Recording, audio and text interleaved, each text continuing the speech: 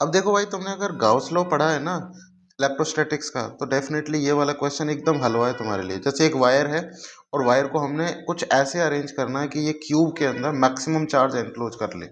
मतलब क्यूब हमारा maximum charge इसमें होना चाहिए इस वायर के लिए। ओके, तो कैसे अरेंज करना पड़ेगा, ये पूरा वायर इसके बॉडी डायगोनल में आना चाहिए, तभी मैक्सिमम लेंथ आएगी उसकी, क्योंकि क्यूब के अंदर जो मैक्सिमम लेंथ होती है वो बेसिकली बॉडी डायगोनल होती है।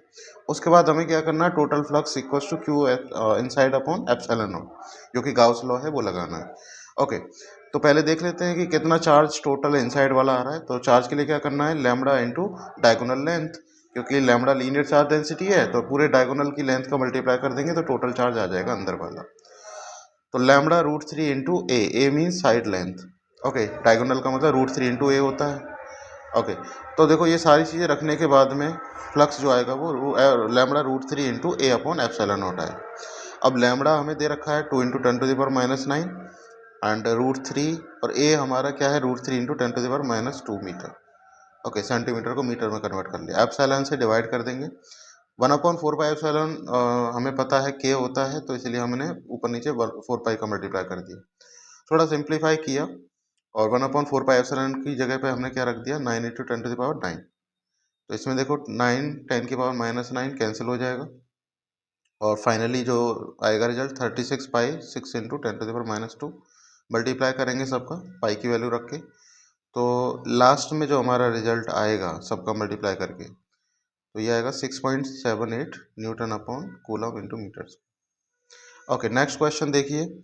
मेटेलिक रिंग है और इसमें देखो यूनिफॉर्मली चार्ज है ये, लेकिन इसमें इलेक्ट्रिक फील्ड की बात हो रही है, तो सिर्फ ए बी वाला जो पोर्शन है उसका इलेक्ट्रिक फील्ड हमें ई दे रखा है।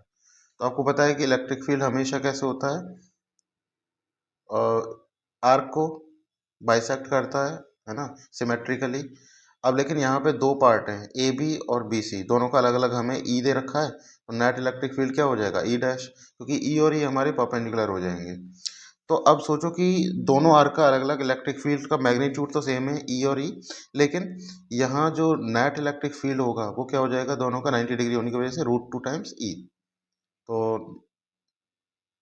ओके, अभी देखो क्वेश्चन है, एक बॉब है जो कि थ्रेड से कनेक्टेड है, एंड थ्रेड का ऊपर वाला एंड जो है वो फिक्स है, एंगल बना रहा है वर्टिकल के साथ थीटा। इलेक्ट्रिक फील्ड स्विच किया है, इलेक्ट्रिक फील्ड लग रहा है चार्ज पे राइट डायरेक्शन में, तो फोर्स लगेगा क्यू ई, एम जी लगेगा डाउनवर्ड वर्टिकली। तो एम जी और क्यू ई का जो नेट फोर्स है वो टेंशन के अलोंग होगा, ठीक है, डाउनवर्ड, और ये बैलेंस्ड रहेगा। अब इसमें पूछा जा रहा है कि ये थीटा कितना हो सो दैट हमारा चार्ज क्या हो, बैलेंस्ड रहे। तो हमने फ्री बॉडी डायग्राम बना लिया क्यू ई एम जी, ठीक है। तो यहाँ पे नेट फोर्स जो होगा वो थीटा एंगल बना रहा है, तो यहाँ से टेन थीटा हम निकाल सकते हैं ट्रायंगल से, Q E upon M G, Q और ई एम जी सब रख के सारी वैल्यू अगर हम कैलकुलेट करेंगे, तो देखो यहाँ से 10⁻³ और 10⁻⁶ इंटू 10⁻, ऊपर 3, ये सारे कैंसिल हो जाएंगे। ओके, 2 से 2 कैंसिल हो गया, तो फाइनली जो आएगा 5/10 दैट इज 0.5, तो थीटा हो जाएगा 10 इनवर्स 0.5। तो ये हमारा आंसर है, A option. Okay, okay, next question is, देखो क्वेश्चन में कुछ ऐसा है कि दो चार्ज रखे हैं, +q और +9q, एक ओरिजिन पे है, बीच में कोई पॉइंट p है कहीं पे। ओके, 9q की पोजीशन d00 और q ओरिजिन पे है, टोटल डिस्टेंस d। अब एक पी पॉइंट है जहाँ पे इलेक्ट्रिक फील्ड वैनिश हो रहा है, मतलब नेट इलेक्ट्रिक फील्ड जीरो, तो मान लेते हैं उसकी पोजीशन क्यू चार्ज से एक्स है, ओरिजिन से एक्स डिस्टेंस है, तो 9q से d-x हो गई। अब +q की वजह से इलेक्ट्रिक फील्ड पी पे हमें फाइंड करना सीधा, तो ये हो जाएगा KQ/x²। ओके, सबसे पहले ये करना है, उसके बाद में 9q की वजह से पी पे अगर इलेक्ट्रिक फील्ड निकालेंगे तो क्या होगा, K +9q की वजह से इलेक्ट्रिक फील्ड हो जाएगा पी पे क्या, K इंटू 9q/d-x का होल स्क्वायर। बहुत ही हलवा क्वेश्चन है, इजी, बहुत आसानी से कर सकते हैं आप। देखो नेट इलेक्ट्रिक फील्ड पी पे जीरो होना चाहिए, तो डेफिनेटली क्या है, पी को क्यू भी खींच रहा है, 9q भी खींच रहा है, लेकिन इतना खींचे दोनों कि वो बैलेंस हो जाए, तो नेट इलेक्ट्रिक फील्ड जीरो होना चाहिए। तो दोनों इलेक्ट्रिक फील्ड जो हमने निकाले अलग अलग, उनको इक्वल कर देना। KQ/x² equals to K 9q/d-x whole square. Okay, K से K कैंसिल हो गया, Q से Q कैंसिल हो जाएगा, दोनों साइड में स्क्वायर रूट कर देना है, ये ज़्यादा आसान तरीका है। तो 1/स्क्वायर का स्क्वायर रूट क्या हो जाएगा, इधर 1/x और इधर क्या हो जाएगा 9 का 3 और d माइनस एक्स का होल स्क्वायर d माइनस है। अब करना है क्रॉस मल्टीप्लाई, तो d माइनस एक्स का 1 में किया इक्वल टू 3x, तो ये हो जाएगा x को इधर शिफ्ट करके 4x इक्वल टू d, तो x हो जाएगा dy4। तो हमारा dy4 पे नेट इलेक्ट्रिक फील्ड जीरो हो जाएगा, x इक्वल टू dy4। तो उसके कोऑर्डिनेट जो होंगे वो क्या होंगे, क्योंकि x एक्सिस पे, तो dy4 0 0 हो जाएगा। ओके, अगेन एक क्वेश्चन देखो कि यहाँ पे एक बॉब है, ठीक है, वो भी फ्रीली यहाँ पे सस्पेंडेड है। ओके, इलेक्ट्रिक फील्ड की वजह से उस पर जो फोर्स लग रहा है राइट डायरेक्शन में क्यू ही, और मास एम में है तो नीचे vertically downward M G force लगेगा। अब ये बैलेंस्ड है।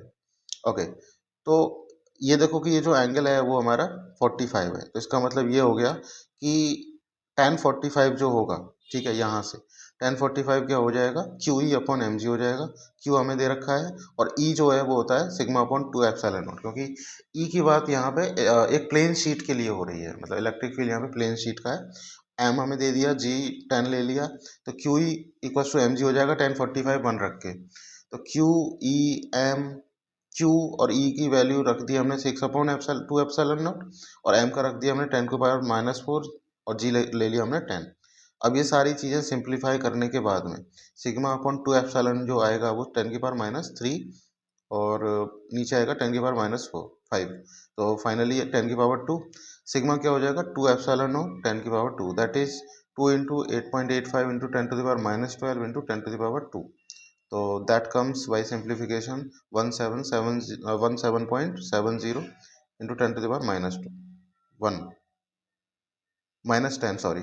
तो ये होगा 1.77 इंटू 10⁻⁹ अगर साइंटिफिक नोटेशन में लिखेंगे तो, ठीक है, that is my coulomb per metre square, because sigma है तो सिग्मा की unit coulomb upon metre square, ये आंसर हो जाएगा। ओके, दोनों चार्ज देखो 5q -2q, और वो सिचुएटेड हैं अलग अलग पॉइंट्स पे, उनके कोऑर्डिनेट्स दे रखे हैं। 5q का है 3a 0 और -2q का -5a इंटू 0। अब देखो एक चार्ज कहीं ना कहीं इसमें बाहर है, -2q वाला स्फीयर के बाहर है। क्यों, क्योंकि इसके कोऑर्डिनेट्स देख लो, जो हमारा स्फीयर है जिसकी रेडियस 4a है, तो सेंटर उसका ओरिजिन पे रख के 5q वाला चार्ज कहाँ आ रहा है, वो आ रहा है 3a पे, तो वो तो उसके अंदर आ जाएगा 4a के अंदर, लेकिन उसके दूसरे वाले चार्ज की डिस्टेंस 5a है लेफ्ट में, जो 4a से ज़्यादा है, इसलिए वो स्फीयर से बाहर आएगा। अब ये पूछा जा रहा है कि गाउस लॉ से यहाँ पे टोटल फ्लक्स कितना जाएगा, तो फ्लक्स का फॉर्मूला होता है गाउस लॉ से Q in upon epsilon naught. Q in का मतलब अंदर वाला चार्ज, तो क्यू इन हमें पता है कि यहाँ पे -2q तो आएगा नहीं, 5q आएगा, तो 5q अपॉन एप्सिलॉन नॉट, तो टोटल फ्लक्स हो गया 5q upon epsilon not, D option. Okay, अब एक क्वेश्चन और मज़ेदार सा, एकदम इंटरेस्टिंग सा, तड़कीला भड़कीला क्वेश्चन देखो दोस्तों। यहाँ पे देखो जेई मेंस वाले अभी प्रैक्टिस के लिए बहुत अच्छा क्वेश्चन है आपके लिए, जनवरी अटेम्प्ट वाले, प्लीज़ ध्यान दें थोड़ा। देखो ये बॉब है कोई, है ना, ये हॉरिजॉन्टली एक स्ट्रिंग से कनेक्टेड है ना।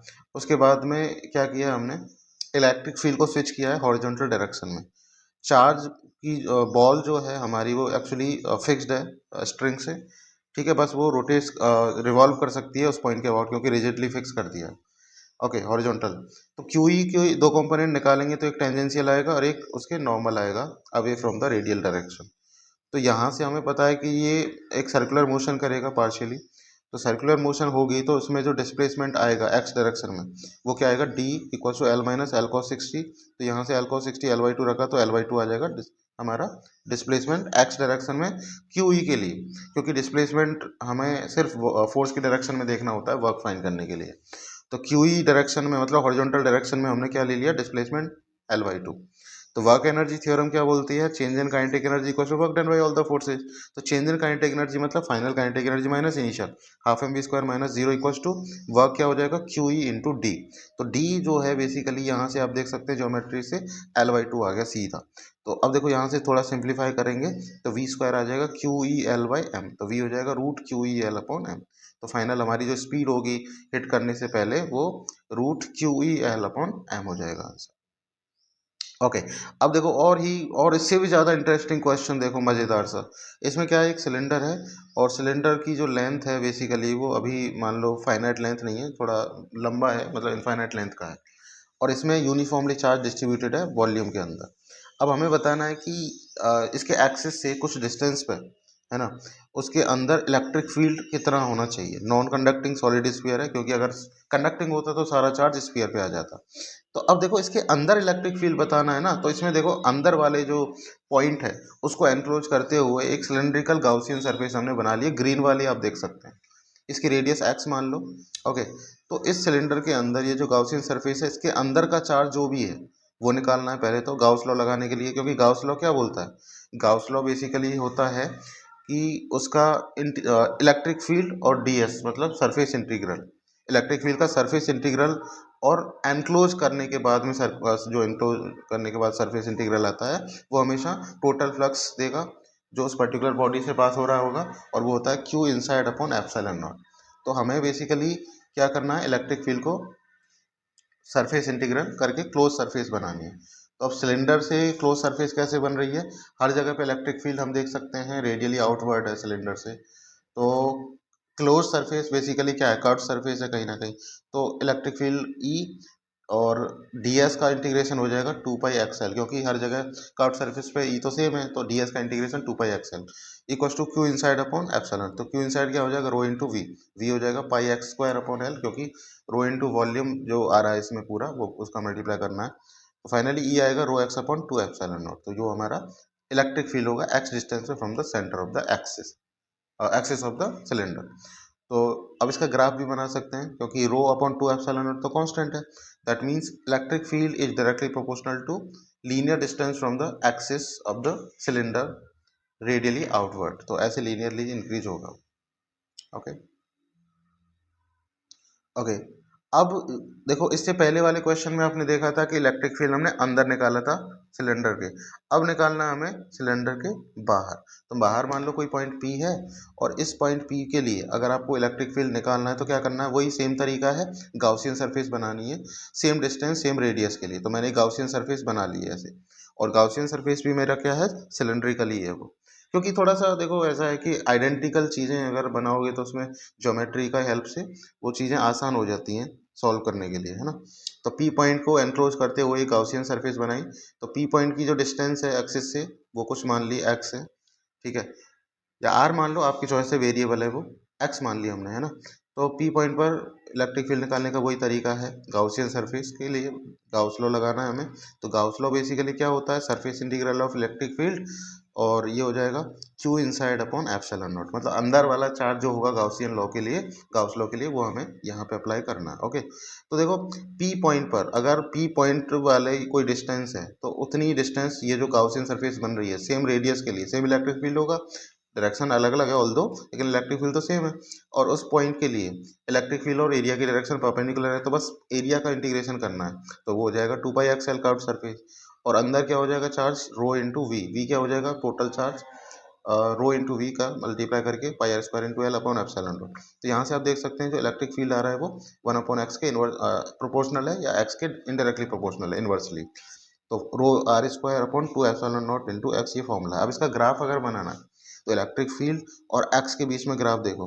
अभी हमने देखा कि अंदर अगर देखा जाए तो लीनियरली चेंज होता है इलेक्ट्रिक फील्ड, और बाहर होता है इनवर्सली प्रोपोर्शनल, जो अभी हम डिराइव किए हुए। तो ये फाइनल रिजल्ट है ग्राफ के हिसाब से। ओके, तो रो आर इलेक्ट्रोस्टैटिक प्रॉब्लम देखो, इसमें देखो क्या है, एक खतरनाक सा क्वेश्चन है। इसमें क्या किया हमने, एक होलो स्फीयर लिया है। देखो एक खतरनाक सा क्वेश्चन देखते हो, मजा। दोस्तों एक मजेदार सा क्वेश्चन देखो, बहुत ही आपको जेई एस्पिरेंट जो है ना उनको मजा ही आ जाएगा। जनवरी अटेम्प्ट के लिए बहुत इंपॉर्टेंट है ये। जैसे मान लो एक स्फीयर है हमारे पास में, उसके अंदर कैविटी बना दी, चार्ज स्फीयर है नॉन कंडक्टिंग वाला, उसमें इलेक्ट्रिक फील्ड अंदर हमें पूछा जा रहा है। तो हमने क्या किया, एक जो सॉलिड स्फीयर है, जो पूरे को मान लेते हैं कि पूरा चार्ज अभी यूनिफॉर्मली डिस्ट्रीब्यूटेड है, तो उसकी वजह से रेडियली आउटवर्ड इलेक्ट्रिक फील्ड हो गया। और जो कैविटी वाला पोर्शन है उसमें मान लिया नेगेटिव चार्ज है, तो उसकी वजह से उसके सेंटर की तरफ ई डैश हो गया। दोनों इलेक्ट्रिक फील्ड का जो नेट रिजल्टेंट है वो हमने निकाला है, E vector plus E dash vector rho R vector upon, क्योंकि आपको पता है अंदर इलेक्ट्रिक फील्ड क्या होता है स्फीयर के, रो आर अपॉन 3 एप्सिलॉन। तो उसको वेक्टर फॉर्म में लिख दिया रेडियली आउटवर्ड, है ना, पहले के लिए, और दूसरे के लिए रेडियली इनवर्ड, दोनों को ऐड किया तो R1 vector plus R2 vector आएगा ब्रैकेट में, और बाहर आएगा rho upon 3 epsilon. R1 vector plus R2 vector triangle law से आप देख सकते हैं, तो वो कहीं ना कहीं ओ डैश वेक्टर मतलब लाइन को जॉइन करने वाली लाइन की दोनों के सेंटर्स को जॉइन करने वाली लाइन आएगी। तो बेसिकली इलेक्ट्रिक फील्ड जो आएगा ρ/3 ओ ओ डैश, वो हमारा सेंटर को जॉइन करने वाली लाइन के अलोंग आता है हमेशा, तो यूनिफॉर्म होगा। अब किसी भी पॉइंट पर अगर आप देखोगे तो इलेक्ट्रिक फील्ड की डायरेक्शन जो होगी वो ओ ओ डैश के अलोंग होगी, मतलब वो